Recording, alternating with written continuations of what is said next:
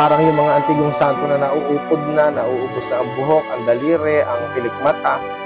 Ire-restore tayo ng Panginoon.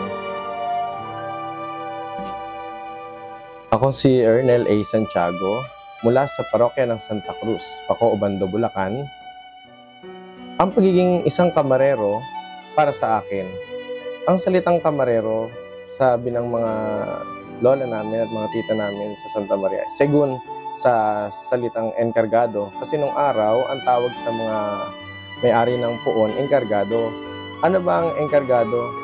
Kasi noong colonial period, yung mga santo, mga puong pangmahal na araw, pampiesta, ibinibigay iyan sa mga enkargado ng lupain na pinagkatiwalaan ng hari ng Spain. Kaya kung titingnan natin yung lahat ng matatandang puon, yung mga pinagmulang angkan, nagmamay-ari ng napakalalaking lupain. Itong pagiging kamarero, yan ay responsibilidad ng malalaking angkan upang yung mga Pilipino na kanilang pinangangasiwaan ay akayin papunta sa simbahan. Sa makabagong panahon, ano ba ang kamarero? Ang kamarero ay mula sa salitang Latin na kamara or kamarin. Ang kamarin o kamara nung araw ay pinangangasiwaan ng mga chamberlain at chambermaid sa mga royalties ito, sa mga kaharian. Ngayon, dahil dito sa ating bansa, introduce sa atin ng Spain ang pagsasanto, ang Catholicism, ang Christian faith. Tinuturing nating mga royalties ang mga banal na imahen na nagre-represent sa mga totoong santo at santa ng Diyos. Kaya nga 'di ba, yung mga santa natin pag mahal na araw binibihisan ng parang mga carnival queen, sinusuotan ng tiara, binibihisan ng makikinang dahil tinuturing silang yung mga carnival queen kasi, yan yung mga anak ng Don at Donya nung araw. Kaya doon ipinapares para yung respeto ng tao doon sa mga taong nangangasiwa nung araw ay ganun din ang maging pagkilala lalo na sa mga santo na dapat kabanal-banal at kagalang-galang dahil sa simbahan. Ngayon, ito ngayon ang ating tinutuloy sa pangangalaga natin sa mga puon, sa ating pang-araw-araw na buhay. Tuwing sila ay lalabas, tinutustusan natin ang kanilang pagsasalida, ang kanilang mga pakain sa tao. Ito yung ating iniingatan para silang mga hari at reyna at mga royalties na tayo ang kanilang tagapaglingkod para sila ay palaging makikita na maayos. Bali, ang puon po na napunta sa pangangalaga ng aming pamilya ay yung mahal na poong Tres Caídas o yung Nuestro Padre Jesus Nazareno de la Tercera Caída. Yung pong Tres Caídas ay summary ng 3 ulit na pagkakasubasob ng Panginoon sa kanyang daan patungo sa Kalbaryo. Makikita natin yung kalakasan ng Panginoon sa kanyang kahinaan. Dahil ang katawan niya mahina na patungo sa Kalbaryo, ngunit ang kanyang kaluluwa at ang kanyang pagka-Diyos ay nananaig. Kaya kahit makailang ulit siyang madapa, nakabangon siya upang tapusin ang kanyang misyon na mailigtas tayo doon sa tuktok ng Kalbaryo at maipako siya sa krus.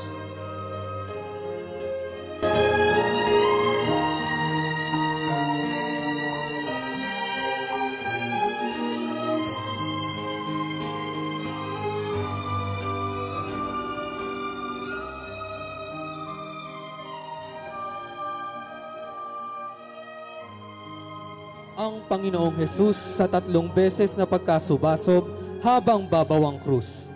Sa bigat ng krus na pasubasob si Jesus sa 3 pagkakataon at sa kanyang muling pagkarapa, nahasa at nakuskus sa lupa ang kanyang mahal na muka.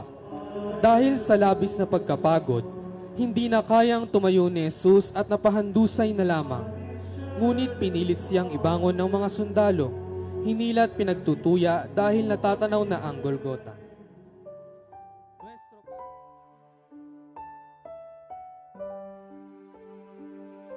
Nung kami po ay magkaroon ng pagkakataon na makapag-donate ng damit, buhok doon sa matandang po namin sa Santa Maria, saktong turno na ng pamilya namin doon sa Santa Maria, Bulacan. Kaya Kataon sabi, para ka ako malaking biyaya na nakahingi ako ng basbas bago namin ilabas ang puon namin dito sa parokya, doon sa pinanggalingan ko angkan. Yun ay isang malaking biyaya na nagampanan ko noong mga panahon na kasama pa namin ang mga magulang namin, buo pa lalo na ang nanay ko nung kasama pa namin.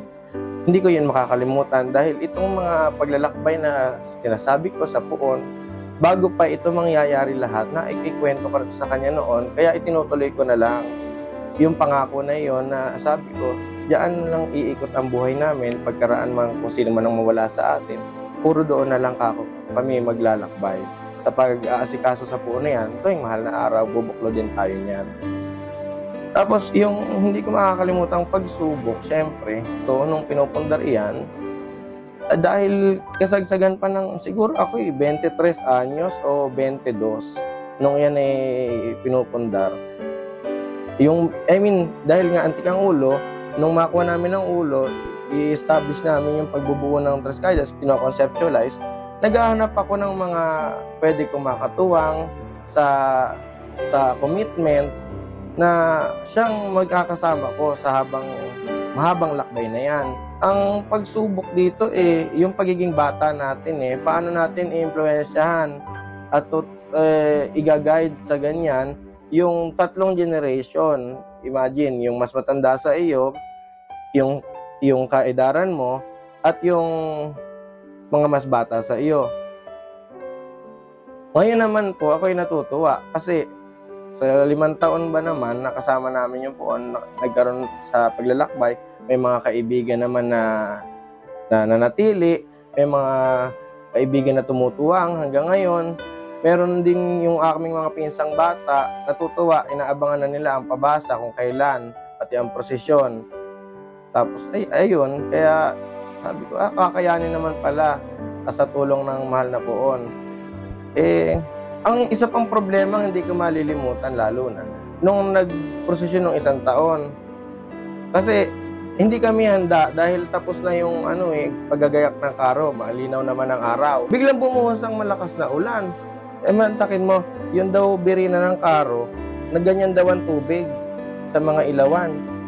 Ang malaking pasalamat ko sa Diyos, nung sindihan, nung matuyo na lahat, nung sindihan, nung ding oras na yon, siguro wala pang 1 oras, puposisyon na.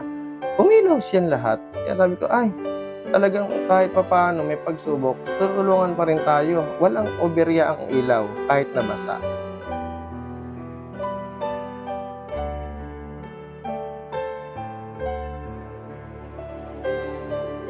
Nung panahon na ako'y bata pa, siguro high school pa lang ako niyan. Nung kasalukuyang panahon na yun, nila binubuo at ini-improve, sinasaayos yung kanilang mga puon. Kaya nasasama ako sa mga pagawaan, na yung kung paano nila alagaan yung puon nila, nakikita ko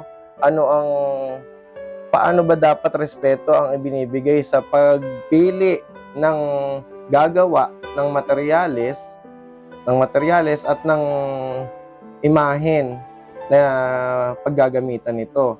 Siyempre, bilang bata, wala ka pang masyadong means. Na-encourage ka, what if, meron naman ako innate, talent sa tingin ko nung time na yon.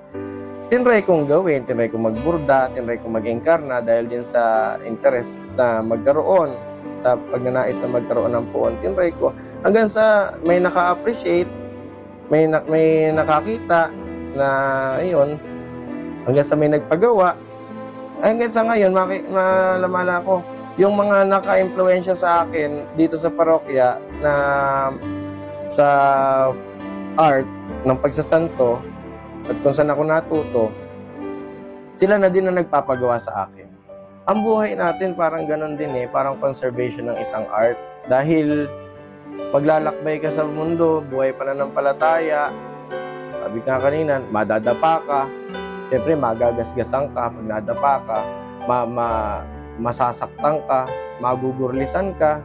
Kumbaga sa art piece, magagasgasan, madadamage ka. Pero kailangan mong bumalik sa isang magaling na restorer para maiayos ka originally. Hindi pwedeng i-tamper. Kailangan kung ano ang intend sa'yo ng creator mo, yun din ang ibabalik niya, papatulong ka sa Kanya. Sino ba ang creator natin? Ang ating artist, ang the best artist of all, di ba si Jesus Christ, ang Panginoon Diyos? Di ba? Sa tulong ng panalangin ng Mahal na Birhen, tayo mananatili sa piling niya nang sa gayon kahit tayo madapa, magasgasan, mabawasan o malagasan, parang yung mga antigong santo na nauupod na, nauubos na ang buhok, ang daliri, ang pilikmata, ire-restore tayo ng Panginoon hanggang sa mailagay niya tayo doon sa kanyang museum sa langit ng magagandang kaluluwa.